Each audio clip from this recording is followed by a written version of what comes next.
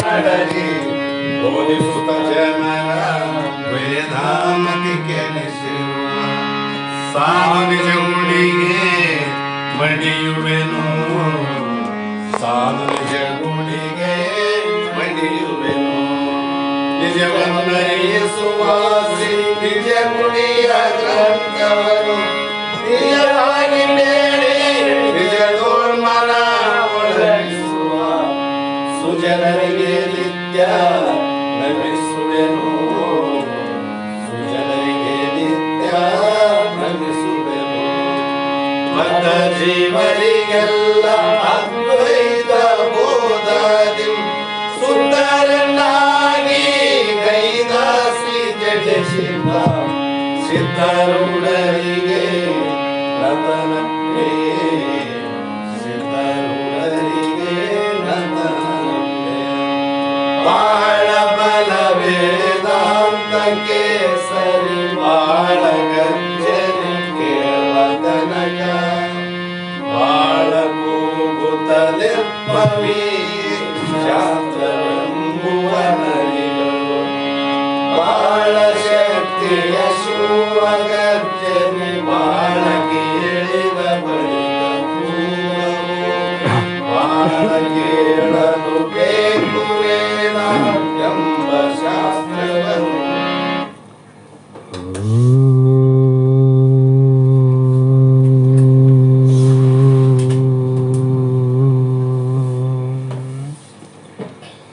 ಬ್ರಹ್ಮಾನಂದಂ ಪರಮಸುಖದಂ ಕೇವಲಂ ಜ್ಞಾನಮೂರ್ತಿಂ ದ್ವಂದ್ವಾತೀತಂ ಗಗನಸದೃಶ್ಯಂ ತತ್ವಮಸ್ಯಾದಿಲಕ್ಷ್ಯಂ ಏಕಂ ನಿತ್ಯಂ ವಿಮಲಮಚಲಂ ಸರ್ವಧಿ ಸಾಕ್ಷೀಭೂತಂ ಭಾವಾತೀತಂ ತ್ರಿಗುಣರಹಿತಂ ಸದ್ಗುರುಂ ತಂ ನಮಾಮಿ.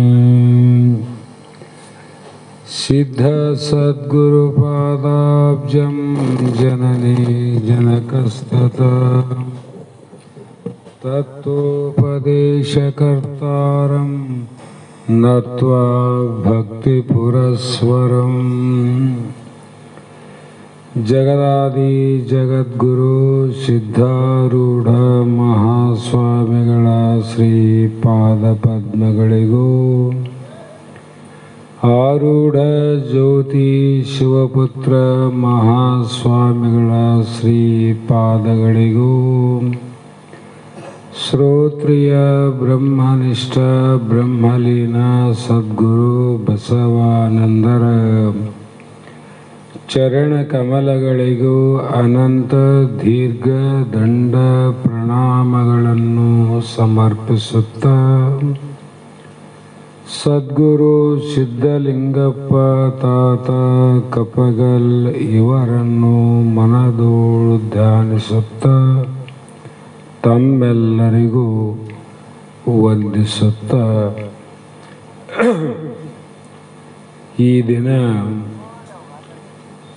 ಶ್ರೀಮನ್ ನಿಜಗುಣ ಯೋಗಿಗಳು ರಚಿಸಿದಂಥ ಅನುಭವ ಸಾರ ಎನ್ನುವ ಗ್ರಂಥದ 6ನೆಯ ಸಂಧಿಯ ಮೊದಲನೆಯ ಸೂತ್ರ ಇಂದಿನ ಆಧಾರದ ವಿಷಯವಾಗಿದ್ದು, ಈ ಸೂತ್ರದಲ್ಲಿ 5ನೇ ಸಂಧಿಯ ಪರ್ಯಂತರವಾಗಿ ಸದ್ಗುರುಗಳ ಉಪದೇಶವನ್ನು ಪಾನ ಮಾಡಿದಂಥ ಅವರ ಶಿಷ್ಯ ಆ ಒಂದು ಗುರುಬೋಧೆಯನ್ನು ಕೇಳಿ ಅತ್ಯಂತ ಆಶ್ಚರ್ಯಚಕಿತನಾದ. ಕಾರಣ ಏನಂದರೆ, ನಿನ್ನೆ ಹೇಳಿದರು ನಿನ್ನಲ್ಲಿ ಮರವೆ ಎಂಬುದೇ ಇಲ್ಲ ಅಂದರು. ಏನಿಲ್ಲ, ಅಜ್ಞಾನ ಎನ್ನುವುದೇ ನಿನ್ನಲ್ಲಿ ಇಲ್ಲ ಅಂದಾಗ ನಾನು ಜ್ಞಾನಿ ಅಂತ ಅರ್ಥ ಆಯ್ತಲ್ಲ. ಕತ್ತಲೆ ಇಲ್ಲ ಅಂತ ಧೈರ್ಯವಾಗಿ ಹೇಳ್ತಾನಂದರೆ ಅಲ್ಲಿ ಬೆಳಕೆ ಆದಂತ ಅರ್ಥ. ಅದರಂಗೆ ಗುರುಗಳು ಹೇಳಿದರು ಅಜ್ಞಾನವೇ ಇಲ್ಲ, ಅದಕ್ಕೆ ಅಜ್ಞಾನದ ಆವರಣ ದೋಷಗಳೇನವ, ಆ ದೋಷಗಳಿಂದ ನೀನು ಪರಿಪೂರ್ಣನಾದ ಸಚ್ಚಿದಾನಂದ ಸ್ವರೂಪ ಪರಮಾತ್ಮ ಆತ್ಮನೇ ಇದ್ದಿ. ಹಾಗಾಗಿ ಮರೆವಿಯಿಂದ ಆದಂಥ ಬಂಧನಗಳು ನಿನಗ್ಯಾವ ಸಂಬಂಧ ಇಲ್ಲ ಅಂತ ಗುರುಗಳು 5ನೇ ಸಂಧಿಯ ಪರ್ಯಂತರವಾಗಿ 5 ಕೋಶಗಳ ಉಪಕ್ರಮ ಮತ್ತು ಉಪಸಂಹಾರವನ್ನು ಮಾಡಿದರು. ಈಗ ಅದನ್ನು ತಲೆಯಲ್ಲಿ ಇಟ್ಟುಕೊಂಡಂಥ ವ್ಯಕ್ತಿ ಮತ್ತೆ ಇಲ್ಲಿ ಪ್ರಶ್ನೆಯನ್ನು ಮಾಡ್ತಾನೆ. ಆ ಪ್ರಶ್ನೆ ಏನಂದರೆ, ಗುರುವರಿಯ, ನೀನು ಎನಗೆ ಮರೆವೇ ಇಲ್ಲೆಂದು ಒರೆದ ಪರಿ ಆವುದು ಏನೇ ಕರುಣಿಸಬೇಹುದು ಎನಗೆ. ಗುರುಗಳೇ ಅಂತ ಅಷ್ಟು ಹೇಳಿಲ್ಲ, ಗುರುವರಿಯನೇ ಅಂದರು. ಗುರುವರಿ ಅಂದಾಗ ಅಲ್ಲಿ ವಿಹಿತ ಗುರು ಅಂತ ಕೈವಿಲ್ಲ ಪದ್ಧತಿ ಮತ್ತು ವಿವೇಕ ಚಿಂತಾಮಣಿ ಮತ್ತು ಇನ್ನೂ ಹಲವು ಗ್ರಂಥಗಳಲ್ಲಿ ಅನಂತ ಪ್ರಕಾರ ವಿಚಾರವನ್ನು ಮಾಡಿ ವರಗುರು ಅನ್ನುವುದಕ್ಕೆ ನಿಶ್ಚಯವಾದ ವ್ಯಾಖ್ಯಾನ ಮಾಡಿದವು ಶ್ರುತಿಗಳು ಸ್ಮೃತಿಗಳು. ಶ್ರೋತ್ರಿಯತ್ವಂ ಬ್ರಹ್ಮನಿಷ್ಠತ್ವಂ, ಈ ಎರಡೂ ಲಕ್ಷಣಗಳು ಹೇಗಿರಬೇಕು ಗುರುವಿನಲ್ಲಿ ಅಂದರೆ ದೃಢವಾಗಿರಬೇಕು ಅಂತ ಅರ್ಥ ಮಾಡಬೇಕು. ದೃಢ ಅಂದ್ರೇನು? ನಿಶ್ಚಯ ಆಗಿರಬೇಕು. ಏನು ನಿಶ್ಚಯ? ನಾನು ಬ್ರಹ್ಮನೇ ಇದ್ದೇನೆ, ಅದು ನಿಶ್ಚಯ ಆದ ಮೇಲೆ ನಂತರ ಶ್ರೋತ್ರಿಯತ್ವ ಅನ್ನೋದು 2ನೇ ಲಕ್ಷಣ. ಇದು ಯಾರಿಗೆ ಲಾಭ 2ರಿಂದ ಅಂದರೆ ಗುರು ಶಿಷ್ಯರಿಗೆ ಲಾಭ ಆಗೋದು ಶ್ರೋತ್ರಿಯತ್ವ ಬ್ರಹ್ಮನಿಷ್ಠತ್ವ ಇರುವಂಥ ಗುರುಗಳಿಂದ. ಆದರೆ ಆತ್ಮಜ್ಞಾನದ ಮೋಕ್ಷ ಆಗೋದು ಬ್ರಹ್ಮನಿಷ್ಠತ್ವದಿಂದ. ಬ್ರಹ್ಮನಿಷ್ಠತ್ವ ಇದ್ದರೆ ಮೋಕ್ಷ ಆಗ್ತದಿಲ್ಲ. ಅಂದ್ರೆ ಏನಾಯಿತು? ಗುರು ಆಗಬೇಕಾಗಿದ್ರೆ ಇವೆರಡು ಬೇಕಂದ್ರು. ಉಪದೇಶ ಮಾಡಬೇಕಲ್ಲ ಶಿಷ್ಯಗ. ಹಾಗಾಗಿ ಅಂತ ಗುರೋತ್ತಮನೆಂದರೆ ಎಲ್ಲ ಗುರುಗಳಲ್ಲಿ ಶ್ರೇಷ್ಠನಾದವನೇ. ನನಗ ನೀವು ಏನಂತ ಹೇಳಿರಿ? ಮರವೇ ಇಲ್ಲೆಂದು ವರದ ಪರಿ. ಎನಗ ಮರವೇ ಅಂದರೆ ಅಜ್ಞಾನವೇ ಇಲ್ಲಂತ ಹೇಳಿದ ಪರಿ ರೀತಿ ಅದನ್ನು ಕೇಳಿದ ಮೇಲೆ ನನಗೆ ಆಶ್ಚರ್ಯ ಆಗತ್ತದ ಗುರುವೇ ಅಂದ. ಆಶ್ಚರ್ಯ ಆಗತ್ತದ. ಕಾರಣ ಏನು ಅಂದರೆ ನನ್ನಲ್ಲಿ ಮರವೇ ಇಲ್ಲ ಅಂತ ಹೇಳಿದ್ರಲ್ಲ, ಆ ಮರವೇ ಇಲ್ಲದೆ ಇದ್ದರೆ ನಾನು ನಿನ್ನಲ್ಲಿಗೆ ಯಾಕೆ ಬರ್ತಿದ್ದೆ? ಮರವೇ ನನ್ನಲ್ಲಿ ಇಲ್ಲದಿದ್ದರೆ ಅರಿವಿನ ಭಿಕ್ಷೆ ಯಾಕೆ ಬಿಡ್ತಿದ್ದೆ? ನಾನು ಬೇಡಕತ್ತೀನಿ, ನಿನಗೂ ಗೊತ್ತದ, ನಾನು ಕೇಳಿದ್ದು ನಿನಗೆ ಗೊತ್ತದ, ನೀನು ನೀಡಕತ್ತಿದ್ದಿ, ಮತ್ತೆ ಮೇಲೆ ನಿನ್ನಲ್ಲಿ ಮರವೇ ಇಲ್ಲಂತಿದ್ದಿ. ಹಸಿವಾಗಲಾರ್ದನು ಯಾವನ ಅನ್ನ ಬಿಡ್ತಾನೇನು? ಕತ್ತಲಾಗದ ಯಾರನ್ನ ಮನೆ ದೀಪ ಹಚ್ಚದೇನು? ಸಾಧ್ಯ ಇಲ್ಲಲ್ಲ. ಅದೇ ರೀತಿ ಈ ಭೀತಿಯಾದ ಜನನ ಭೀತಿ ನನಗಿದ್ದದಕ್ಕಾಗಿ ನಾನು ನಿನಗೆ ಶರಣಾಗತನಾದೆ. ತಮ್ಮ ಉಪದೇಶದಿಂದ ಜನನ ಮರಣ ರೂಪ ನಿವೃತ್ತಿ ಆದಾಗ ನಾನು ಸುಖಿಯಾದೆ. ಆದರೆ ತಮ್ಮಗಳ ಪಾದ ಸನ್ನಿಧಿಗೆ ನಾನು ಶರಣ ಬಂದೇನೆ ನಿಮ್ಮಲ್ಲಿಗೆ ಅಂದಾಗ ಮರವೇ ಇಲ್ಲ ಅಂತ ಹೇಳುವುದು ಹೇಗೆ ಸಮಂಜಸ ಆಗ್ತದೆ? ಅದಕ್ಕಾಗಿ ನಾನು ಮರವೇ ನನ್ನಲ್ಲಿ ಇಲ್ಲದಿದ್ದರೂ ಬೇರೆ ಎಲ್ಲಾದ್ರೂ ಆದೇನು ನನ್ನಲ್ಲಿ, ಅದನ್ನಾದ್ರೂ ಹೇಳ್ರಿ. ನಿನ್ನಲ್ಲಿಲ್ಲಪ್ಪ, ನಿನ್ನಲ್ಲಿ ಬೇರೆ ಕಡೆ ಆದ. ಹಾಗಿದ್ದರೆ ನನ್ನಲ್ಲಿ ಇಲ್ಲದಿದ್ದರೆ ನನ್ನಲ್ಲಿಲ್ಲಲ್ಲ. ನಮ್ಮನೆಗೆ ಬೆಳಕಾದಂದರೆ ಕತ್ತಲಿರಬಾರ್ದಲ್ಲ. ನಮ್ಮನೆಗೆ ಬೆಳಕಾದಂದರೆ ಕತ್ತಲಿಲ್ಲ ಅಂತ ಅರ್ಥ ಮಾಡಬೇಕು. ಮತ್ತು ನನ್ನಲ್ಲಿ ಮರವೇ ಇಲ್ಲದಿದ್ದರೆ ಜನನ ಮರಣಾದಿ ದುಃಖವು ನನಗೆ ಯಾಕೆ ಬಂತು? ಈ ಅಜ್ಞಾನ ಕತ್ತಲೆ ಯಾಕೆ ಬಂತು? ಹಾಗಾಗಿ ಇದು ದೀಪ ಇಲ್ಲದವರ ಮನೆಯಲ್ಲಿ ಕತ್ತಲಾಗೋದು ಸಹಜ ಅದಪ್ಪ. ದೀಪನೂ ಆದ, ನಿನ್ನ ಮನೆ ಕತ್ತಲೂ ಆದ ಅಂತ ಹೇಳಿದ್ರೆ ಹೇಗೆ? ಮತ್ತು ನಿನಗೆ ಅಜ್ಞಾನ ಇಲ್ಲಂದರೆ ಅಜ್ಞಾನದ ಕಾರಣವಾದಂಥ ಈ ಜನರ ಮರಣ ದುಃಖ ಹೆಂಗೆ ಬಂದವು? ಅದಕ್ಕೆ ಇಲ್ಲಂತ ಯಾಕೆ ಹೇಳ್ತೀರಿ, ಹೇಗೆ ಹೇಳ್ತೀರಿ? ಇದೆ ಅಂತಲೇ ಹೇಳ್ಬೇಕಾಗ್ತದೆ. ಆ ಕಾರಣದಿಂದ ಶಿಷ್ಯರು ತನ್ನಲ್ಲಿ ಬಂದಂಥ ಸಂಶಯಗಳನ್ನು ಪ್ರಶ್ನೆ ಮಾಡಿದ ಗುರುಗಳಲ್ಲಿ. ಆವಾಗ ಗುರುಗಳು ಪ್ರಶ್ನೆ ಮಾಡೋದಕ್ಕಿಂತ ಮುಂಚೆ ರೀತಿ ವಿಧಿ ನಿಯಮಗಳನ್ನು ಹೇಳಲ್ಲ. ಅದನ್ನು ಸಂಧಿಗೆ ಮಾಡ್ಯಾರವರು. ಸಂಧಿಗೆ ಶ್ರೀ ಗುರು ಶಂಭು ಲಿಂಗಾಯ ನಮಃ. ಕಾರಣ ಪರಿಪೂರ್ಣ ಬೋಧಂಗೆ ಪರತರ ಆನಂದಂಗೆ ಪರಮಂಗೆ ಪಾವನಾತ್ಮಂಗೆ ಪಾರ್ವತಿ ವರಶಂಭುಂಗೆ ನತನಪ್ಪೆ. ನಿನಗೆ ಜಗತ್ತಿನಲ್ಲಿ ಇರುವಂಥ ಎಲ್ಲರನ್ನ ಬಿಟ್ಟು ದೇವಾನುದೇವತೆಗಳನ್ನು ಕಡೆಗಿಟ್ಟು ಏಕಶ್ಚಿತವಾಗಿರುವಂಥ ನಮ್ಮಂತೆ ನರ ದೇಹವನ್ನು ತೊಟ್ಟು ಎಲ್ಲರಂತೆ ಉಂಡು ಹುಟ್ಟು ಸಂಚರಿಪನೆಗೆ ನಾನು ಬಂದು ಶರಣಾಗತನಾಗಲಿಕ್ಕೆ ಕಾರಣ ಏನಂದರೆ ನೀನು ಪರಿಪೂರ್ಣ. ಪರಿಪೂರ್ಣ ಅಂದರೆ ಏನು? ಸ್ವಗತ ಭೇದ ಸಜಾತಿ ಭೇದ ವಿಜಾತಿ ಭೇದ ರಹಿತನಾಗಿ ಭಿನ್ನ ಅಭಿನ್ನ ಭಿನ್ನ ಅಭಿನ್ನನಾಗಿ ಹೇಳಲಿಕ್ಕೆ ಬರದೆ ದೇಶ ಕಾಲ ವಸ್ತು ಪರಿಚ್ಛಿನ್ನರಹಿತವಾದ ಬೋಧಂಗಿ ಅಂದರೆ ಸ್ವಯಂ ಪ್ರಕಾಶವಾದ ಜ್ಞಾನ ಸ್ವರೂಪ ಅಂತ. ಬೋಧ ಅಂದರೆ ಜ್ಞಾನ. ಅಪೂರ್ಣ ಜ್ಞಾನಗಳು ಬೇರೆ, ಪೂರ್ಣ ಜ್ಞಾನ ಬೇರೆ.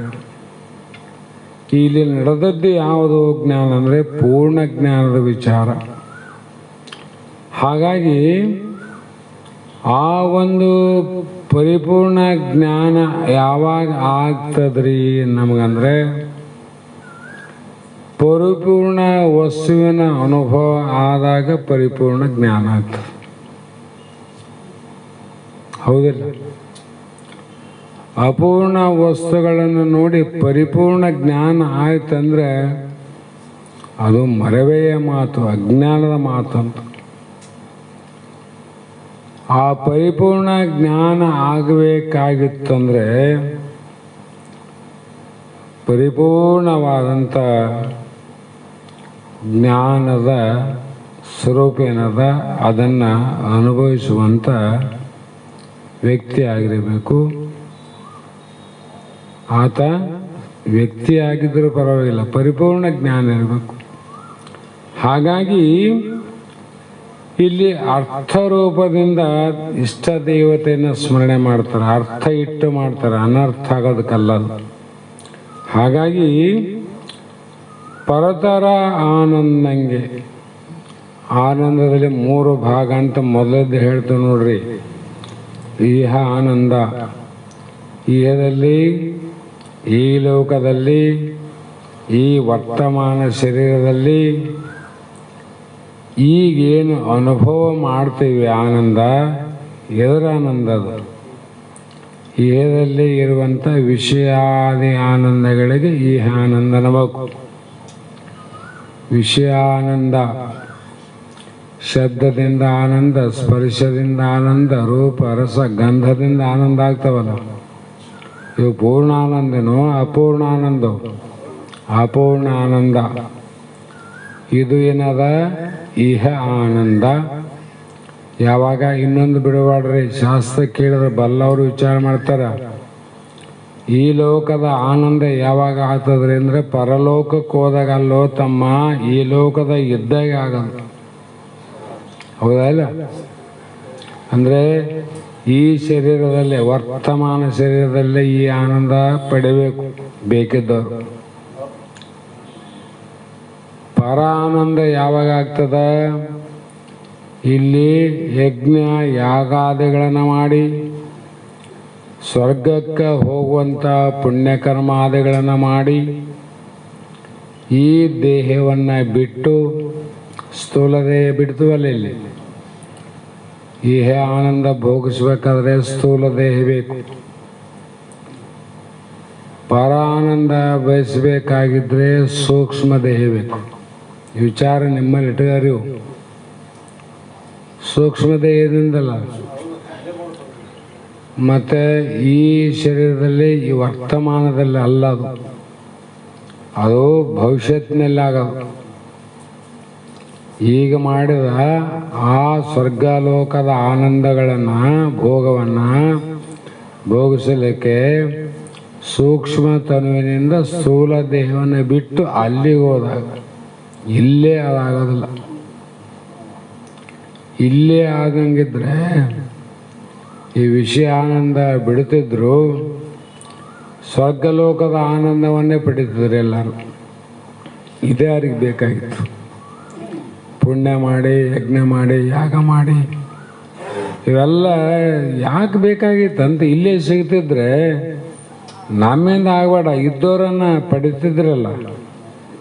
ಅದು ಇಲ್ಲ, ಬೇಕಾದಷ್ಟು ಶ್ರೀಮಂತರು, ಬೇಕಾದಷ್ಟು ಸಂಪತ್ತಿರು, ಬೇಕಾದಷ್ಟು ನೀನು ಏನಾದರೂ ಬಲವಂತನಾಗಿರು, ರಾಜನಾಗಿರು, ಆದರೆ ಆ ಪರ ಆನಂದ ಅನುಭವಿಸ್ಬೇಕಾಗಿದ್ರೆ ನೀನು ಈ ದೇಹವನ್ನು ಬಿಟ್ಟು ಲಿಂಗತನುವಿನಿಂದೇ ಅನುಭವಿಸ್ಬೇಕು. ಏನೋ ಆನಂದ. ಇಲ್ಲೇನಂದರ ಪರತರ ಆನಂದ ಅಂದರ.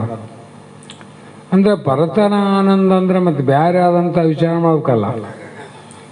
ಅವರು ಇಹ ಆನಂದ ಅಂತ ಬರೆದ್ರೆ ಈ ಲೋಕದ ಆನಂದ ಬೇರೆ, ಅದು ಪರಾನಂದ್ರೆ ಪರಲೋಕದ ಆನಂದ ಬೇರೆ. ಇವೆರಡು ಆನಂದಗಳು ಹೇಗಿದ್ದಾವೆ ಅಂದರೆ ಕ್ಷಣಿಕ ಆನಂದಗಳು. ಕ್ಷಣಿಕ ಆವಿಲ್ರಿ, ನಮ್ಮ ಅನುಭವಕ್ಕಾವ. ಈ ಶರೀರ ಇರೋ ತಾನ ಮಾತ್ರ ಈ ಲೋಕದ ಆನಂದ ನಿನಗೆ ಆಗ್ಯದ, ಮರಳುತನದಿಂದ ಆಗ್ಯದ, ಹುಚ್ಚಿನಿಂದ ಆಗ್ಯದ. ಆ ಪ್ರಶ್ನೆ ಬೇರೆ. ಹೆಂಗನಾಗಲಿ ಒಟ್ಟು ನಿನಗೆ ಆಗ್ಯದ, ಆಗಲಪ್ಪ. ಈ ದೇಹ ಇರುತ್ತಾನಲ್ಲ ಅನುಭವಿಸೋದು. ಮತ್ತು ಅಲ್ಲಿ ಒಂದ್ಮೇಲೆ ಕ್ಷೀಣೆ ಪುಣ್ಯ ಮರ್ತಲೋಕ ವಿಶಂತಿ ಭೂಲೋಕ ಭುವನಾಲೋಕ ಪುನರಾವರ್ತಿ ದೋಷೋ ಅರ್ಜುನ. ಅಲ್ಲಿ ಪ್ರಮಾಣದಿಂದ ಆ ಪುಣ್ಯ ಮುಗಿದ ಮೇಲೆ ಇಲ್ಲಿ ಬಂದಾಗ ಮತ್ತೆ ಅಳೋದೇನು ಅಂದರೆ ನಿನಗೆ ಪೂರ್ಣ ಆನಂದ ಆಗಲಿಲ್ಲ. ಅದು ಪರತರ ಆನಂದ. ಅಂದರೆ ಈ ಲೋಕದಂತೆ ಈಗೂ ಅಲ್ಲ, ಪರಲೋಕದಂತೆ ಆಮೇಲೂ ಅಲ್ಲ. ಪರತರ ಆನಂದ ಅಂದರೆ ವರ್ತಮಾನ ಕಾಲದಲ್ಲಿಯೇ ಸದಾ ಕಾಲ ಅನುಭವಿಸುವುದೇ ಪರತರಾನಂದ. ಅದಕ್ಕೆ ಬ್ರಹ್ಮಾನಂದ ಅಂತಾರೆ. ಬ್ರಹ್ಮಾನಂದ ನಮಗೆ ಶಾಸ್ತ್ರ ಕೇಳ್ತಾನೆ, ಅರ್ಥಜ್ಞಾನ ಆಗೋದಿಲ್ಲ ಕಡೆಗೆ. ಅನುಭವ ಜ್ಞಾನದ ಬಗ್ಗೆ ನಾವು ಯಾರ್ದು ಒಬ್ಬರು ತೊಗೊಂಡು ಒಬ್ಬರು ವಿಚಾರ ಮಾಡಬಾರ್ದು. ಅದು ಸಾಮಾನ್ಯ ಕೆಲಸನಲ್ಲ, ಅದು ಅಸಾಧ್ಯವಾದ ಮಾತುನಲ್ಲ. ಅದು ಯಾರ ಪದ್ಯ ಹಿಡಿದಲ್ಲ ಮೊನ್ನೆ, ಯಾವುದು ಗುಮ್ಮಿಸಿ ಹಂಗೆ ಗುಮ್ಮಿಸಿದವನಿದೇನಂದ್ರಲ್ಲ, ಗುದ್ದಿದವನೇ ಬಲ್ಲ, ಗುಮ್ಮಿಸಿಕೊಂಡವನೇ ತಾವಲ್ಲ ಅಂತ. ಯಾರು ಗುದ್ದಿದವನಿಗೆ ಗೊತ್ತು ಹೆಂಗೆ ಹೊಡೆದ, ಹೆಂಗೆ ಗುದ್ದಿನಂತ. ಗುದ್ದಿಸಿಕೊಂಡವನಿಗೆ ಅದರ ಅನುಭವ ಗೊತ್ತು. ಹೊರಗಿನವ್ರಿಗೆ ಹೆಂಗೆ ಗೊತ್ತಾಗ್ತದೆ. ಅದರಂತೆ ಪರಿಪೂರ್ಣ ಆನಂದದ ಅರ್ಥಜ್ಞಾನ ಅಂತ ಎಲ್ಲರಿಗಾಗ್ಯದ, ಶಾಸ್ತ್ರ ಕೇಳೋರಿಗೆ. ಆ ಅನುಭವ ಜ್ಞಾನದಿಂದ ವಿಚಾರ ಮಾಡಿದರೆ ಅದು ಆನಂದ ಏನದ, ನಿದ್ದೆಯಲ್ಲಿದ್ದಂಥ ಆನಂದವೇ ಎದ್ದಾಗ ಆಗೋದಂತ. ಅದು ಏನಾಗದ, ಪರಿಪೂರ್ಣ ಆನಂದ. ಅದು ಜಾಗ್ರ, ಸ್ವಪ್ನ, ಸುಷುಪ್ತಿ ಅಂತಿಲ್ಲ, 3 ಅವಸ್ಥೆಯಲ್ಲಿ ಆಗ್ತದೆ, ಯಾವಾಗಲೂ ಇರೋದಂಥದ್ದು. ಹೀಗೆ ಅಂಥ ಶಂಭುಲಿಂಗನನ್ನು ಯಾರಪ್ಪ ಅದಕ್ಕೆ ಪರಮಂಗೆ ಅಂದರೆ ಪರಮೇಶ್ವರನಿಗೆ ಅಂದರು. ಇವು ಯಾರೆಲ್ಲವ ಪರಮಾತ್ಮಲ್ಲಿರುಂಟು ನೋಡು. ಆ ಪರಮಾತ್ಮಲ್ಲಿ ಯಾಕೆ ಆವಂದ್ರೆ ಅದಕ್ಕೊಂದು ವಿಚಾರ ಮಾತು ತಗೋಬೇಕಾಗ್ಯದ. ಎಲ್ಲಿ ಆಡಂಬರ ಅದ ಅಲ್ಲಿ ಆನಂದ ಇಲ್ಲ ಅಂತ ತಿಳ್ಕೋಬೇಕು. ಎಲ್ಲಿ ಆನಂದ ಅದ ಅಲ್ಲಿ ಆಡಂಬರ ಇಲ್ಲ ಅಂತ ತಿಳ್ಕೋಬೇಕು. ಇದಕ್ಕೇನು ಪ್ರಮಾಣ ಅಂದ್ರೆ ನಾವು ನೀವು ಮಾತಾಡೋ ಪರಮಾತ್ಮನೇ ಪ್ರಮಾಣ ಅಂತ. ಬೇರೆ ಯಾಕೆ ವಿಚಾರ ಮಾಡ್ತೀರಿ? ಪರಮಾತ್ಮನಲ್ಲಿ ಆಡಂಬರ ಇದ್ದರೆ ಜಿಟ್ಟು ಕೂದಲನ್ನ ಜಟ ಕಟ್ಟಿ ರುಂಡಮಾಲೆಯನ್ನು ಆಭರಣವನ್ನಾಗಿ ಮಾಡಿಕೊಂಡು ಹಾವುಗಳನ್ನು ಧರಿಸಿ ಚರ್ಮವನ್ನು ಉಟ್ಟುಕೊಂಡು ಕೈಯಲ್ಲಿ ತ್ರಿಶಾಲವನ್ನು ಹಿಡಿದು ಸುಡುಗಾಡು ವಾಸವನ್ನು ಮಾಡಿ ಮುದಿ ಎತ್ತನ್ನೇ ವಾಹನವನ್ನು ಮಾಡಿಕೊಂಡು ಆನಂದ್ರೆ ಪರಮಾತ್ಮ ಆಡಂಬರ ಅದೇನ ನೋಡಿ. ಆಡಂಬರ ಇಲ್ಲ ಅಂತ ಅರ್ಥ ಮಾಡ್ತಾರೋ ಹೆಂಗ? ಅರ್ಥ ಮಾಡಬೇಕು.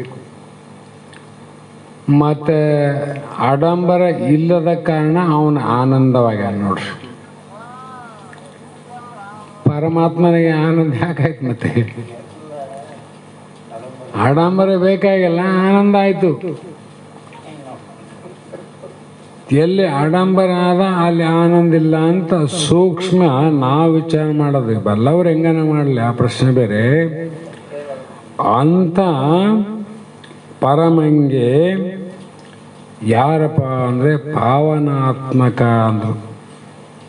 ಪಾವನಾತ್ಮಕ ಅಂತ ಪಾವನಾತ್ಮಕ ಅಂದರೆ ಪವಿತ್ರ ರೂಪನಾದಂಥ ಪರಮಾತ್ಮ. ಅಂಥ ಪವಿತ್ರ ರೂಪ ಪರಮಾತ್ಮನಿಗೆ ಸತಿಯಳಾದ ಪರ್ವತರಾಜನ ಪುತ್ರಿಯಾದ ಪಾರ್ವತಿಗೆ. ಪರ್ವತರಾಜನ ಪುತ್ರಿ ಅಲ್ಲ, ಪಾರ್ವತಿ. ಆ ಪಾರ್ವತಿಗೆ ಪತಿ ಯಾರು ಅಂದರೆ ಶಂಭುಲಿಂಗ, ಪರಮಾತ್ಮ ಇಲ್ಲ. ಹಾಗಾಗಿ ಅಂಥ ಪಾರ್ವತಿ ವರಶಂಭುವಿಗೆ ನತನಪ್ಪೆ ಅಂದರೆ ನಮಸ್ಕಾರವನ್ನು ಮಾಡುವೆ ಅಂದರು. ಅಂಥ ಪಾರ್ವತಿಯ ಪತಿ ನಾವೇನು ಮಾಡ್ತೀವಿ ನಮಸ್ಕಾರ? ಆಡಂಬರ ಎಲ್ಲದ ಓಡೋಡಿ ಬಂದು ನಮಸ್ಕಾರ ಮಾಡ್ತೀವಿ. ಆಡಂಬರ ಇಲ್ಲದಲ್ಲಿ ಸಮೀಪ ಇದ್ದರೂ ದೂರ ಓಡ್ತೀವಿ ನಾವು.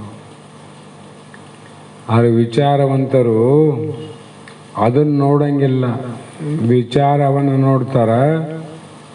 ನೋಡಿ ಸತ್ಯವನ್ನು ತಿಳ್ಕೊಂಡು ದೂರಿದ್ದರು ಓಡಿ ಬರ್ತಾರೆ. ಯಾಕಂದ್ರೆ ಸತ್ಯ ತಿಳ್ಕೊಂಡಲ್ಲ. ಇಲ್ಲ ಅಂದರೆ ಸಮೀಪ ಇದ್ದರೆ ದೂರ ಹೋಗ್ತಾರೆ. ಅಂಥ ಒಬ್ಬ ಪರಮಾತ್ಮ ನೋಡ್ರಿ.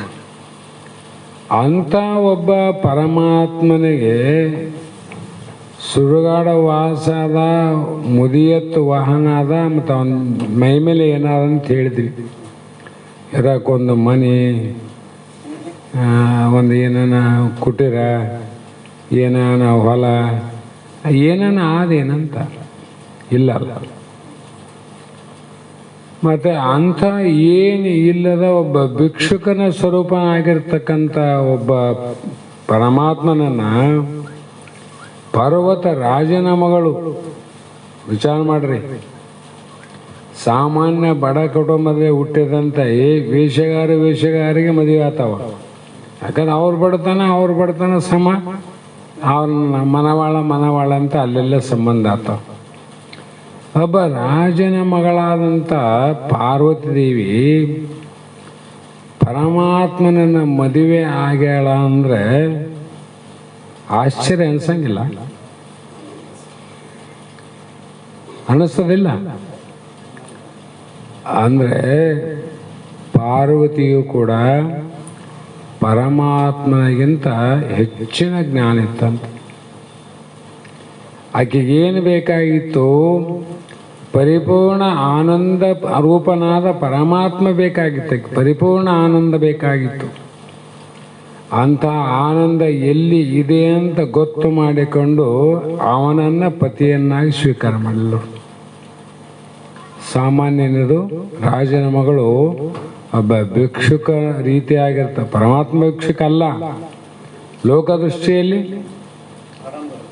ಹಾಗಾಗಿ ಆಕೆ ಗೊತ್ತಿತ್ತು ಆಡಂಬರ ಇಲ್ಲ ಇವನಲ್ಲಿ, ಅಂದ್ರೆ ಇವನಲ್ಲಿ ಆನಂದ ಅಂತ ಗೊತ್ತಾಯ್ತು ನೋಡು. ಇಂಥದ್ದು ಎಷ್ಟು ಮಂದಿ ಗೊತ್ತಾಗ್ತದೆ. ಹಾಗಾಗಿ ಅಂಥವನಿಗೆ ನಮಸ್ಕಾರವನ್ನು ಮಾಡಿ ಮುಂದ ಪ್ರಶ್ನೆಯನ್ನು ಮಾಡ್ತಾನೆ. ನನ್ನಲ್ಲಿ ಮರೆವೇ ಇಲ್ಲ ಅಂತ ಹೇಳಿದ್ರಲ್ಲ, ಅದಕ್ಕೆ ಹರಿ ಪಿತಾಮಹ ರುದ್ರ ವರ ಸದಾಶಿವ ಮಹೇಶ್ವರ ಮುಖ್ಯರು ಆವನ ಒಡಲೊಳು ಇರುತ್ತಿರ್ಪರು ಆ ಗುರುವೇ ಬಿಂಧಪವನವಧರಿಸು. ಇದು ಎಷ್ಟು ರೋಮಾಂಚನಕಾರಿ ಆದಂದ್ರೆ, ಹುಬ್ಬಳ್ಳಿಯಲ್ಲಿ ಒಂದು ಸಲ ಕಾರ್ಯಕ್ರಮದಾಗ ಒಂದು ವಿಚಾರವನ್ನಿಟ್ಟರು, ನ ಗುರೋರಧಿಕಂ. ಕೊನೆ ದಿವಸ ನನ್ನ ಪಾಳಿರ್ತಿತ್ತು. ಆವಾಗ ಇದೇ ಮಾತನ್ನು ವೇದಿಕೆ ಮೇಲೆ ಹೇಳಿದ್ದೆ ನಾನು. ಗುರು ಅಂತ ಯಾರಿಗೆ ಹೇಳ್ಬೇಕಂದ್ರೆ ಪಿತಾಮಹ ಅಂದರು. ಅಂದರೆ ಅವರು ಬ್ರಹ್ಮ ಅಂದ್ರೆ ಪಿತಾಮಹ ಅಂದ್ರೆ ಬ್ರಹ್ಮ, ಹರಿ ಅಂದರೆ ವಿಷ್ಣು, ರುದ್ರ ಅಂದರೆ ರುದ್ರ, ಮಹೇಶ್ವರ ಸದಾಶಿವ. ಆ ಒಂದು ಇವರು ಮುಖ್ಯರಂದ್ರೆ ಅಮುಖ್ಯವಾದ ದೇವತೆಗಳು ಬೇರೆ, ಮುಖ್ಯವಾದ ದೇವತೆಗಳು ಬೇರೆ. ಇದು ಶಳವು ಹಳ್ಳಿಯಿಂದ ಶುರುವಾಗ್ಯದ, ಅಲ್ಲಿಂದ ಬಂದದ. ಇದು ಹಳ್ಳಿಗೆ ಯಾಕೆ ಬಂತ್ರಿ? ಪ್ರತಿಯೊಂದು ಹಳ್ಳಿಗೆ ಎಲ್ಲ ದೇವತರು ಮುಖ್ಯನು. ಕೆಲವು ದೇವರು ಮುಖ್ಯ, ಕೆಲವು ಅಮುಖ್ಯ ಇಲ್ಲ. ಈ ದೇವರಲ್ಲಿ ಈ ಭಿನ್ನ ಯಾಕೆ ಬಂತಪ್ಪ ನಮ್ಮಲ್ಲಿ ಅಂದ್ರೆ, ನಮ್ಮಲ್ಲಿ ಎಲ್ಲೋ ಮರೆಯ ಅವರಲ್ಲೇ ಬಂದ ಅಂತ ಬ್ರಹ್ಮ ಬರದರಲ್ಲಿ. ಆ ಒಂದು ಬ್ರಹ್ಮ ವಿಷ್ಣು ರುದ್ರ ಮಹೇಶ್ವರ ಸದಾಶಿವ ಇವರು ಮುಖ್ಯರು. ಆಮೇಲೆ ಅವರ ಜೊತೆ ಇರುವಂಥ ಇನ್ನಿತರು ಎಲ್ಲರೂ ಯಾವಾತನ ದೇಹದಲ್ಲಿ ಇರುವರೋ ಆ ಗುರುವೇ, ಅವನ ಒಡಲಲ್ಲಿ ಅಂತಾರ. ಅಂಥ ಪೂರ್ಣ ಸ್ವರೂಪನಾದ ಗುರುದೇವನೇ ನನ್ನ ಪ್ರಶ್ನೆಯನ್ನು ಅವತರಿಸು. ನನ್ನ ಪ್ರಶ್ನೆಯನ್ನು ಕೇಳ್ರಿ ನೀವು. ಯಾಕಂದ್ರೆ ಇಲ್ಲಿ ಅಬ್ದಿ ಅಪಾರ ಸ್ವರೂಪ ಮಮಲಹಾರಿ ವಿಷ್ಣು ಮಹೇಶ ಅಂತ ವಿಚಾರ ಸಾಗರಕಾರರು ಬರೆದಾರ. ಸಮುದ್ರ ರೂಪದಲ್ಲಿ ಶಿವ ವಿಷ್ಣು ಮೊದಲಾದ ದೇವತೆಗಳು ತೆರೆಗಳಾಗಿರುತ್ತಾರೆ. ಇವರೆಲ್ಲ ಯಾವ ಲೆಕ್ಕ? ತೆರೆಗಳ, ಸಮುದ್ರದ ತೆರೆಗಳಿದ್ದಂಗಂದ್ರು. ಯಾರಲ್ಲಿ? ಗುರುವಿನಲ್ಲಿ. ಗುರುನಾಥನ ಒಡಲಳು ಇವರು ಸಮುದ್ರಕ್ಕೆ ಒಂದು ತೆರೆಗಳಿದ್ದಂಗೆ ಅವ್ರಿಗೆ. ಕಾರಣ ಇವರೇ ದೊಡ್ಡ ತೆರೆ ಆದಾಗ ಅವರು ಸಣ್ಣ ತೆರೆಗಳು ಸಣ್ಣ ಸಣ್ಣ ದೇವತೆಗಳು. ಹೀಗೆ ನಿರುಪಾಧಿಕ ಪೂರ್ಣ ಸ್ವರೂಪನಾಗಿದ್ದಿ. ನೀನು ಹೇಗಿದ್ದಿ? ನಿರುಪಾಧಿಕ ಪೂರ್ಣ ಸ್ವರೂಪ. ಇಲ್ಲಿ ನಿರುಪಾಧಿಕ ಅನ್ನೋ ಶಬ್ದ ಬಿಟ್ಟು ಪೂರ್ಣ ಸ್ವರೂಪ ಅನ್ಬೇಕಾಗಿತ್ತಲ್ಲ. ನಡೀತೈತಿ, ಏನು ದೊಡ್ಡ ವಿಷಯ ಅಲ್ಲ. ನಿರುಪಾಧಿಕ ಪೂರ್ಣ ಅಂತ ಯಾಕೆ ಹೇಳ್ಯಾರಂದ್ರೆ ಉಪಾಧಿ ಪೂರ್ಣ ಇರೋಕ್ಕೆ ಬರೋದಿಲ್ಲ. ಹೌದಿಲ್ಲ? ಉಪಾಧಿಗಳು ಪೂರ್ಣ ಇರ್ಲಿಕ್ಕೆ ಬರೋದಿಲ್ಲ. ಅದಕ್ಕೆ ನಿರುಪಾಧಿಕ ಅಂದರು. ನಮ್ಮ ದೇಹ, ದೇವತೆಗಳ ದೇಹ, ಬ್ರಹ್ಮ ವಿಷ್ಣು ರುದ್ರ ಮೊದಲಾದ ದೇವತೆಗಳು ಕೂಡ ಉಪಾಧಿ ದೇಹಗಳು, ಉಪಾಧಿಗಳು. ಅದಕ್ಕೆ ಇವು ಪೂರ್ಣಲ್ಲಿಲ್ಲ. ಎಲ್ಲರ ಒಡರೊಳಗೆ ಆದಲ್ಲ ನಿರುಪಾಧಿಕ. ಆದ್ರೆ ಎಲ್ಲರ ಒಡಲೊಳಗೆ ದೇಹದಲ್ಲಿ ಒಡಲೊಳಿದ್ದು ಒಡಲಿಂಗ ಆಧಾರವಾಗಿ ಒಡಲ ಸೋಂಕದ ಇರುವ ಪರಿಗೆ ನೋಡ. ಮಹಾತ್ಮರು ಎಷ್ಟು ಚಂದ ಹೇಳ್ಯಾರ. ಅಂಥ ಪಂಚ ಮಹಾಭೂತಗಳ ಇಂದ್ರಿಯಾದಿಗಳಿಗೆ ಅಧಿದೇವತೆಗಳ ದೇವತೆಗಳಷ್ಟೇ. ಅಧಿದೇವತೆ ಮಂತ್ರಿಗಳಿದ್ದಂಗೆ ಅಂತರಾಜನಲ್ಲಿ. ಹಾಗಾಗಿ ಆ ನಿರುಪಾಧಿಕ ಪೂರ್ಣ ಯಾವುದು ಅಂದರೆ ಬ್ರಹ್ಮ. ಬೇರೆ ಅದರಲ್ಲಿ ಬ್ರಹ್ಮನಲ್ಲ, ಆ ಬ್ರಹ್ಮ ಸ್ವರೂಪನಾದ ಗುರುದೇವನಂತ ಅರ್ಥ ಇಲ್ಲಿ. ಆ ಸ್ವರೂಪದಲ್ಲಿ ಇರ್ತಕ್ಕಂಥವನು ಗುರುದೇವ. ನೀವು ನನ್ನ ಪ್ರಶ್ನೆಯನ್ನ ಏಕಾಗ್ರ ಚಿತ್ತದಿಂದ ಕೇಳ್ರಪ್ಪ, ಹೇಳಪ್ಪ. ಗುರು ಹೇಳ್ದ, ಹೇಳಪ್ಪ. ಆವಾಗ ಶಿಷ್ಯ ತನಗೆ ಮರವೇ ಕೂಟ ಎನಿಸಿಲ್ಲವೆಂದು ಅರಿ ಜನನಾದಿ ಭೀತಿಯಿಂದ ಕಣ್ಗೆಟ್ಟು ನಿನ್ನನ್ನೇ ಸಾರ್ಧರಾರು ಕರುಣಿಪದು ಅಂತ ಇಲ್ಲಿ ಪ್ರಶ್ನೆ. ಅಂದರೆ ಗುರುವರ್ಯ, ನಿನ್ನಲ್ಲಿ ಮರವೇ ಇಲ್ಲ, ನಿನ್ನಲ್ಲಿ ಅಂದ್ರೆ ನನ್ನಲ್ಲಿ ಇಲ್ಲ ಅಂತ ಹೇಳಿದ್ರಲ್ಲ. ಮರವೇ ಇಲ್ಲದ ಬಳಿಕ ಜನನ ಮರಣಾದಿ ಭೀತಿ ಇರಬಾರ್ದಲ್ಲ. ಅದಕ್ಕಾಗಿ ನಿನ್ನ ಚರಣ ಕಮಲಗಳನ್ನು ವಂದಿಸಿ ನಾ ಪ್ರಶ್ನೆ ಮಾಡ್ತೀನಿ. ಅಜ್ಞಾನದ ಸಂಬಂಧವು ಇನ್ನಿಲ್ಲವು. ನಿನಗ ಅಜ್ಞಾನದ ಸಂಬಂಧದಿಂದ ಭೀತಿ ಆದಂತ ಹೇಳಿವಿ ನಾವು. ನನಗೆ ಅಜ್ಞಾನದ ಸಂಬಂಧ ಇಲ್ಲ ಅಂದರೆ ಆ ಭೀತಿನೇ ಇಲ್ಲ. ಆದರೆ ಜನನಾದಿ ಭೀತಿ ಭಯದಿಂದ ದಿಕ್ಕು ತೋರದೆ. ನನ್ನಲ್ಲಿ ಮೊದಲೇ ಇಲ್ಲಂದ್ರಲ್ಲ, ಕೇಳಿದ ಮೇಲೆ ಇಲ್ಲಂದ್ರೆ ಆ ಪ್ರಶ್ನೆ ಬೇರೆ ಇತ್ತು. ನನ್ನೆಲ್ಲ ಮರವೇ ಎಂಬುದೇ ಇಲ್ಲಾಂದ್ರೆ ಮೊದಲು ಇಲ್ಲಂದ್ರಿ, ಮತ್ತು ಇಲ್ಲಾಂದ್ರೆ ಆ ಭೀತಿ ಭಯ ಆಗಬಾರ್ದಾಗಿತ್ತು. ಆ ಭಯ ಭೀತಿ ಇಲ್ಲಾಂದ್ರೆ ನಾನು ನಿನ್ನಲ್ಲಿ ಬರಬಾರ್ದಾಗಿತ್ತು. ನೀನು ಮತ್ತು ಇಷ್ಟೆಲ್ಲ ಉಪದೇಶ ಮಾಡಬಾರ್ದಾಗಿತ್ತು. ಅಂದರೆ ಏನು, ಯಾವ ರೀತಿಯಿಂದ ವಿಚಾರ ಮಾಡಿ ಇಲ್ಲ ಅಂತ ಹೇಳ್ತೀರಿ ನೀವು? ನನಗಿದೆ ದಿಕ್ಕೆಟ್ಟು ಓಡಿ ಬಂದೀನಿ ಗುರುವರ್ಯ. ಹಾಗಾಗಿ ನಾವು ನಿಮ್ಮಿಂದ ಜ್ಞಾನವನ್ನು ಪಡೆದು ಅಜ್ಞಾನವನ್ನು ನಾಶ ಮಾಡಿಕೊಂಡು ಮುಕ್ತಿಯನ್ನು ಹೊಂದಬೇಕು ಎಂಬ ಇಚ್ಛೆ ಕೂಡ ಆಗಬಾರ್ದಾಗಿತ್ತಲ್ಲ. ಇಷ್ಟೆಲ್ಲ ಆಗ್ಯದ. ಇದ್ದದಕ್ಕಾಯ್ತು, ಇಲ್ಲದಕ್ಕಾಯ್ತು. ಇದ್ದದಕ್ಕಾಗ್ಯದ, ಮತ್ತು ನೀವಿದ್ರೆ ಇಲ್ಲ ಅಂತೀರಿ. ನನಗಿಲ್ಲಿ ಸಂಶಯ ಬಂದದ. ಹಾಗಾಗಿ ನಾನು ತಮ್ಮಲ್ಲಿ ಮರವೇ ಇಲ್ಲೆಂದು ಹೇಳುತ್ತೀರಿ. ಹಾಗಾದರೆ ಶರಣಾಗತರಾದವರು ನಿನಗೆ ಅವ್ರು ಯಾರಪ್ಪ? ಮೂಲ ಪ್ರಶ್ನೆ ಆಗ್ಬಿಟ್ಟ. ಶರಣಾಗತರಾಗ್ಯಾರ, ಮತ್ತೆ ಮರವಿ ಇದ್ದವ್ರು ಆಗ್ಯಾರಂತೂ ಮರವಿ ಇಲ್ಲವ್ರು ಆಗ್ಯಾರಂತಿದ್ದಿ. ಮರವಿದ್ದದಕ್ಕಾಗಿ ನೀನಿಲ್ಲ ಅಂತ ಹೇಳಿದಿ. ಇದು ಸಂಶಯ ಹೆಂಗೆ ಕೇಳ್ತೀರಿ ಅಂದಾಗ, ಅಹಮಿಂಗಿ ತಾನೇ ದುಸ್ಸಹ ಸಂಸರಣವೆಂದೊಡೆ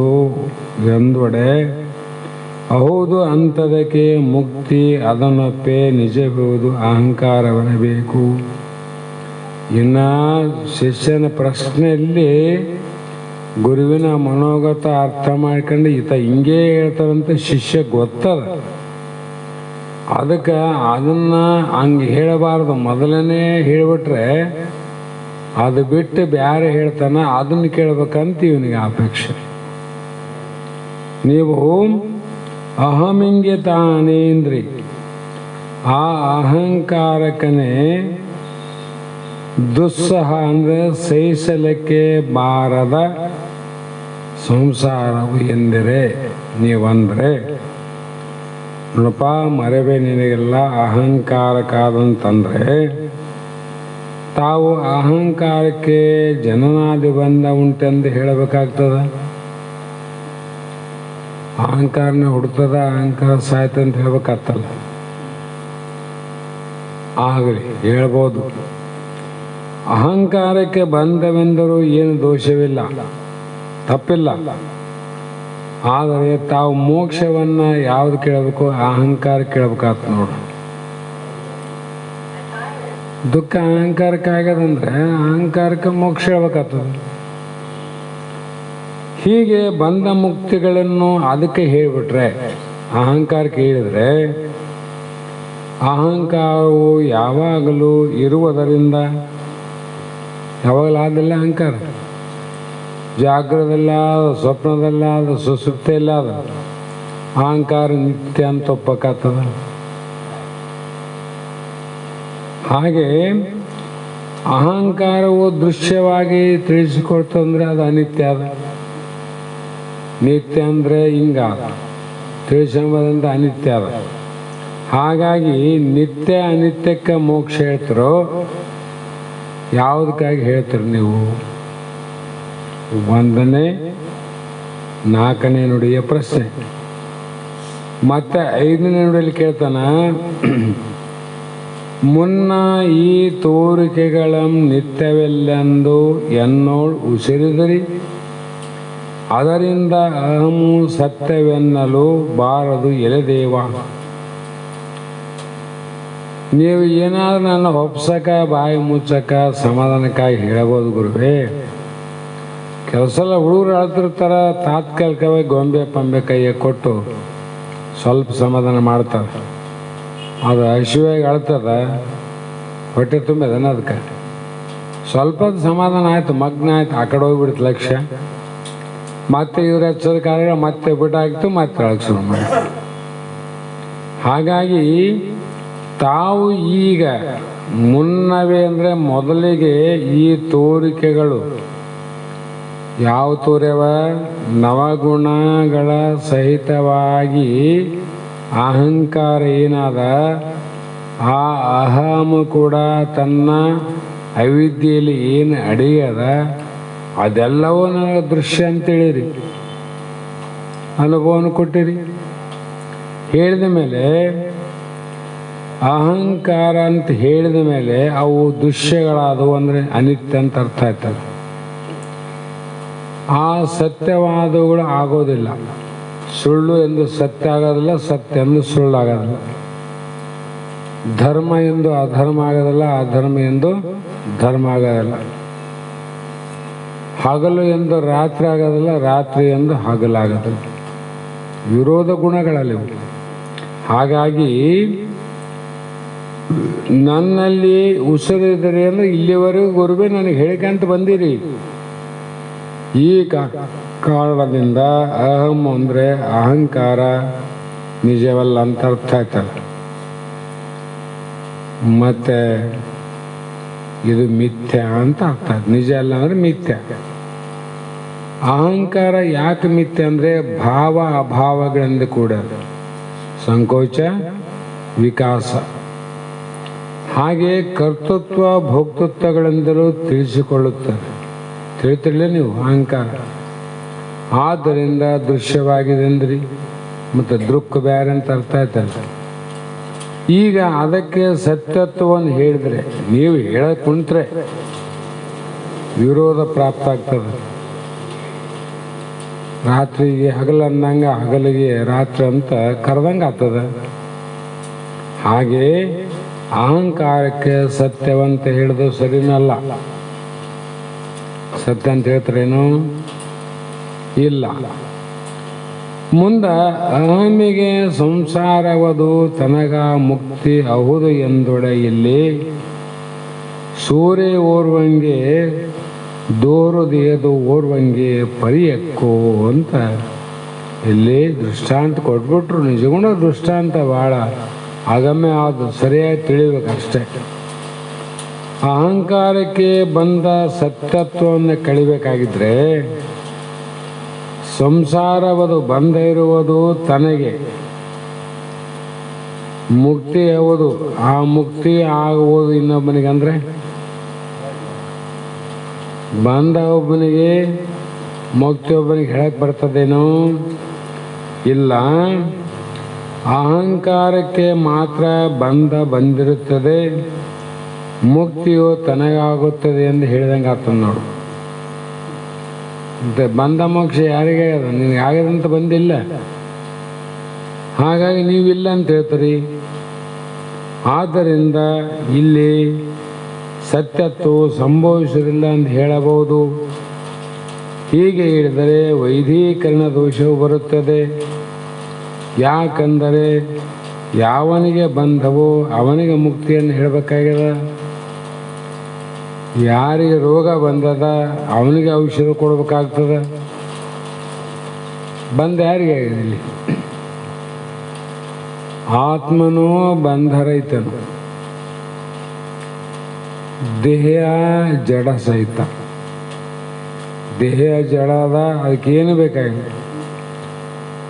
ಕಲ್ಲಿಗೆ ಏನೇನು ಅಪೇಕ್ಷೆ ಪಡ್ತದೆ, ಏನದು ದುಃಖನೇ ಆಗಿಲ್ಲ, ಅದಕ್ಕೆ ಆನಂದ ಯಾಕೆ ಬಯಸ್ತದೆ? ಅದಕ್ಕೆ ದುಃಖ ಆಗಿತ್ತಂದ್ರೆ ಆನಂದ ಬಯಸ್ತಿತ್ತು. ಆಗ ದುಃಖನೇ ಆಗಿಲ್ಲ, ಆನಂದ ಬೈಕೇನೆ ಆಗೋದಿಲ್ಲ, ಅದಕ್ಕೆ ಅದಕ್ಕೆ ಬೇಕಿಲ್ಲ ಅಂತ ಅರ್ಥ ಆಯ್ತು. ದೇಹ ಜಡದ, ದೇಹಕ್ಕೂ ಮೋಕ್ಷದ ಅವಶ್ಯಕತೆ ಇಲ್ಲ. ಆತ್ಮ ಹುಟ್ಟೇ ಇಲ್ಲ, ಜೀವಾತ್ಮ ಹುಟ್ಟೇ ಇಲ್ಲ ಅಂದರೆ ಅವನು ಇಲ್ಲೇ ಇಲ್ಲ. ಆತ್ಮಂತೂ ಬಂಧನ ರಹಿತ ಪರಿಪೂರ್ಣ. ಇಲ್ಲಿ ಮೋಕ್ಷ ಯಾರಿಗೆ ಹೇಳ್ತಾರೆ ಅಂತ ಕೇಳ್ತಾನೆ ಶಿಷ್ಯ.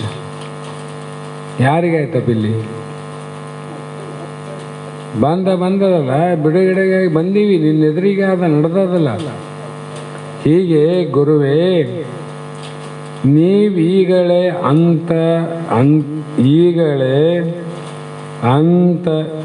ತಾವು ಈಗಳೇ ಅಂತರಿಸದೆ, ಅಂದರೆ ಹೇ ಗುರುನಾಥ, ಗುರುವರಿಯಂದಲ್ಲ, ಗುರುವರಿಯ ಈ ನನ್ನ ಸಂಶಯದ ವಿಚಾರಗಳನ್ನು ತಾವು ಕೇಳಿ, ಇದಾಗ ಏನಾದರೂ ಹುರುಳಾದು ಇಲ್ಲ ಅಂತ ನಿಶ್ಚಯವನ್ನು ಮಾಡಿ, ಆವಾಗ ನೀವು ನನ್ನ ಸಂಶಯಗಳನ್ನು ದೂರ ಮಾಡಬೇಕು. ಸುಮ್ಮನೆ ಮಾಡೋಕ್ಕೋಗ್ಬೇಡ, ಆಮೇಲೆ ಅಂತ ತಿಳ್ಕೊ. ಈ ಅಂತರಿಸದೆ ತಡ ಮಾಡಬೇಡ. ಈ ಸಂದೇಹವಿರದಂತೆ ಈ ಮೇಲಿನ ಪ್ರಶ್ನೆಗಳಲ್ಲಿ ನನಗೆ ಸಂಶಯ ಉಳಿಯದಂತೆ. ಮತ್ತು ನಾನು ಪ್ರಶ್ನೆ ಮಾಡಿದ್ದೆ ಬೇರೆ, ನೀನು ಬೇರೆ ಹೇಳಿದ್ರೆ ನಾ ಏನು ಮಾಡಲ ಅಂತ. ಅದಕ್ಕೆ ನೀವು ಹಂಗೆ ಹೇಳ್ಬೋದು ಅಂತ ನಾನು ಮೊದಲೇ ಸೂಚನೆ ಕೊಡಕತ್ತೀನಿ. ಶಿಷ್ಯ ಎಷ್ಟು ಬಲಾಢ್ಯಿರ್ಬೋದು. ಹಾಗಾಗಿ ವೇದ ಶಿರ ಅರ್ಥವಂಪೇಳಿ ಪರೆಬೋದು. ಮತ್ತು ಇದಕ್ಕಾಗಿ ನೀನು ಪುರಾಣಗಳನ್ನು ತೆರೆದಿಟ್ಟು, ರಾಮಾಯಣ ಮಹಾಭಾರತ ಮುಂದಿಟ್ಟು, ಮತ್ತು ಕರ್ಮ ಉಪಾಸನೆಗಳನ್ನು ಬೋಧ ಮಾಡಕ್ಕೆ ಹೋಗಬೇಡ. ವೇದದ ಶಿರದ ಅರ್ಥದ ಅನುಭವವನ್ನು ಬಿಟ್ಟು ಹೇಳಬೇಡ. ಹೇಳಲಿಲ್ಲ ಅಲ್ಲಿ ವೇದ ಶಿರದ ಅರ್ಥವಂಪೇಳು. ಅದು ನನಗೆ ತಿಳಿದಿಲ್ಲ ಅಂತಲ್ಲ, ತಿಳಿದ ಪಕ್ಕ ಆಗ್ಯದ. ಸಂಶಯಕ್ಕೆ ಕೇಳಕತ್ತೀನಿ. ಇವಾಗ ಸಂಶಯ ಅದಂದ್ರೆ ಮತ್ತೆ ಇದನ್ನು ಬಿಟ್ಟು ಅದು ಹೇಳಿರಪ್ಪ ಮಾರಾಯ, ಹಂಗೆ ಮಾಡಬೇಡ್ರಿ. ಅದಕ್ಕಾಗಿ ಇಲ್ಲಿ ಸಂಶಯವನ್ನು ಕಳೆಯೋದಕ್ಕಾಗಿ ತಮಗೆ ನಿಶ್ಚಯ ಜ್ಞಾನವಾಗುವುದಕ್ಕಾಗಿ ನಾನು ಹೇಳಿದ ಶ್ರುತಿಯ ಪ್ರಮಾಣದ ಅನುಭವ ಯುಕ್ತಿಗಳನ್ನು ಕೊಟ್ಟೇ ಹೇಳ್ರಿ. ಅವನು ಬಿಟ್ಟು ಹೇಳಂಗಿಲ್ಲ. ಹಾಗಾಗಿ ಇಂಥ ಶಿಷ್ಯನು ಗುರುಗಳ ಪಾದ ಅರವಿಂದಗಳನ್ನು ಕುರಿತು ನಮಸ್ಕಾರ ಮಾಡಿದನು. ಯಾಕೆ ಅಂತರಿಸದೆ ಅಂತ ಇಲ್ಲೊಂದು ಮಾತು. ತಡ ಮಾಡದೆ ಗುರುವೇ, ಯಾಕೆ ತಡ ಮಾಡಬಾರದು? ಆಪೇಕ್ಷೆ ಬಹಳ ಆದ ಗುರುವೇ, ಆಯುಷ್ಯ ಇದ್ದಿಲ್ಲ ಅಂದ್ರೆ ಏನು ಮಾಡಲಿ? ನಾಳೆ ಹೇಳೋಣ, ಇನ್ನೊಂದು ಸಲ ಬಂದಾಗ ಭೇಟಿ ಆದಾಗ ಹೇಳೋಣ, ಮುಂದೆ ನೋಡೋಣ ಅಂತ ಹೇಳಿಕೆ ಅಂತ ಹೋಗ್ಬೋದು ನೀವು. ಆದರೆ ಅಪೇಕ್ಷಕ್ಕೇನು ಕೊರತೆ ಇಲ್ಲ. ನಾನು ಅದಕ್ಕೂ ಹೋಗ್ತೀನಿ. ಆಯುಷ್ಯದ ಗ್ಯಾರಂಟಿ ಹೇಳ್ರಿ ನೀವು ಅದರದ್ದು ಗ್ಯಾರಂಟಿ ಕೊಟ್ಟರೆ ನಾನು ಹಂಗೆ ಕೇಳ್ತೀನಿ. ಯಾವಾಗ ಮುಂದೆ ವರ್ಷ ಬಂದು ಕೇಳ್ತೀನಿ, ಇನ್ನು 6 ತಿಂಗಳು ಬಿಟ್ಟು ಬರ್ತೀನಿ. ಆದರೆ ನೀನು ಕೊಡಬೇಕು ಗ್ಯಾರಂಟಿ. ಕೊಡ್ತಾನೆ ಗುರು. ಅದಕ್ಕೆ ಅಂತರಿಸದೆ ತಡವು ಮಾಡಲೇ ಬೇಡ. ಹಾಗಾಗಿ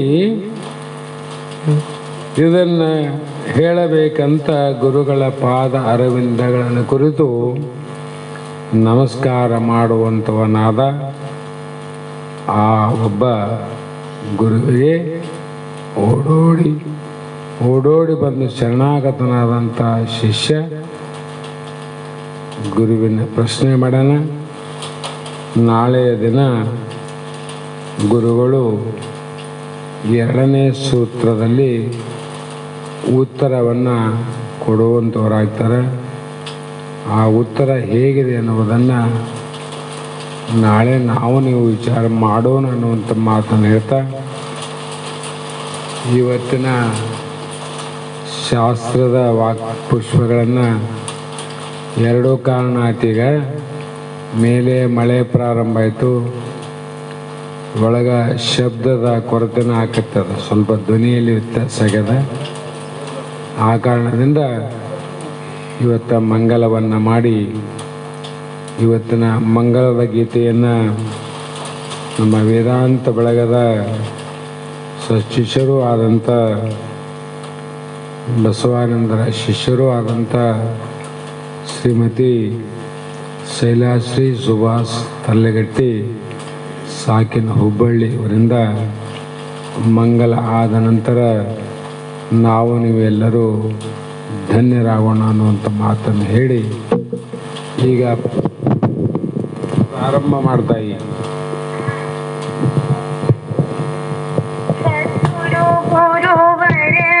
ಬಸವಾನಂದರ ಪುಣ್ಯ ಸುನಾಮವೇ ಓಂಕಾರ, ಪುಣ್ಯ ಸುನಾಮವೇ ಓಂಕಾರ. ವಿದ್ಯೆಯ ಸಾಗರ ಶಕ್ತಿಯ ಆಗರ, ವಿದ್ಯೆಯ ಸಾಗರ ಶಕ್ತಿಯ ಆಗರ. ಯೋಗಿಯ ನೆನೆದರೆ ಭವದೂರ, ಯೋಗಿಯ ನೆನೆದರೆ ಭವದೂರ. ಸದ್ಗುರು ಗುರುವರ ಬಸವಾನಂದರ ಪುಣ್ಯ ಸುನಾಮವೇ ಓಂಕಾರ. ಎಲ್ಲ ಮೋಕ್ಷಗಳ ಮನವನು ಅರಿತ, ಎಲ್ಲ ಮೋಕ್ಷಗಳ ಮನವನು ಅರಿತ. ಎಲ್ಲರ ಮನದ ಕಾಣಿಕೆಯ ಕಳೆಯುತ್ತ, ಸಿಂಹದಂತೆ ಗರ್ಜಿಸುತ್ತ ಧರೆಗೆ ಅವತರಿಸಿ, ಸಿಂಹದಂತೆ ಗರ್ಜಿಸುತ್ತ ಧರೆಗೆ ಅವತರಿಸಿ. ನೀ ಬಂದೆ ಸದ್ಗುರುವೇ, ನೀ ಬಂದೆ ಸದ್ಗುರುವೇ.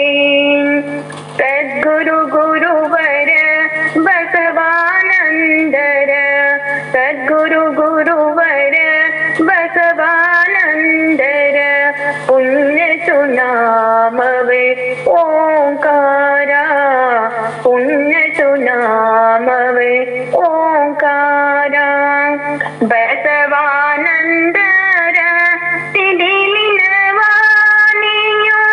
ಬಸವಾನಂದರ ಸಿಡಿಲಿನ ವಾಣಿಯು ವೀಣಾವಾದನ ಜಿಂಕಾರ ಕರ ಜೋಡಿಸಿ ಗುರು ಅಡಿಗಳಿಗೆ ರಘುವೆ ಕರ ಜೋಡಿಸಿ ಗುರು ಅಡಿಗಳಿಗೆ ರಘುವೆ ಕಳೆಯುವೆ ಸಂಸಾರದ ಭಾರ ಕಳೆಯುವೆ ಸಂಸಾರದ ಭಾರ ಸದ್ಗುರು ಗುರುವರ ಬಸವಾನಂದರ ಪುಣ್ಯ ಸುನಾಮವೇ ಓಂಕಾರ ಪುಣ್ಯ ಸುನಾಮವೇ ಓಂಕಾರ ಹಾಡುವೆ ಕುಣಿಯುವೆ ಉರುಳಾಡುವೆನ ಹಾಡುವೆ ಕುಣಿಯುವೆ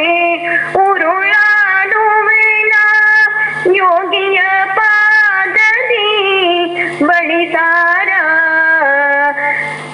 ಯೋಗಿಯ ಪಾದದಿ ಬಳಿಸಾರ ನಾಮವೇ ನಮಃ ಮುಕ್ತಿಯ ಧಾಮವು ನಾಮವೇ ನಮಃ ಮುಕ್ತಿಯ ಧಾಮವು ಅಡಗಿದೆ ಅಮೃತ ಸವಿದಾರ ಅಡಗಿದೆ ಅಮೃತ ಸವಿದಾರ ಸದ್ಗುರು ಗುರುವರ ಬಸವಾನಂದರ ಪುಣ್ಯ ಸುನಾಮವೇ ಓಂಕಾರ ಪುಣ್ಯ ಸುನಾಮವೇ ಓಂಕಾರ ವಿದ್ಯೆಯ ಸಾಗರ ಶಕ್ತಿಯ ಆಗರ ವಿದ್ಯೆಯ ಸಾಗರ ಶಕ್ತಿಯ ಆಗರ ಯೋಗಿಯ ನೆನೆದರೆ ಭವದೂರ ಯೋಗಿಯ ನೆನೆದರೆ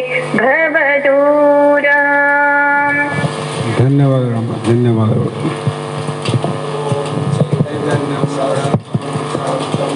व्योमातीतं निरञ्जनं नादबिन्दुकलापतीतं तस्मै श्री गुरवे नमः.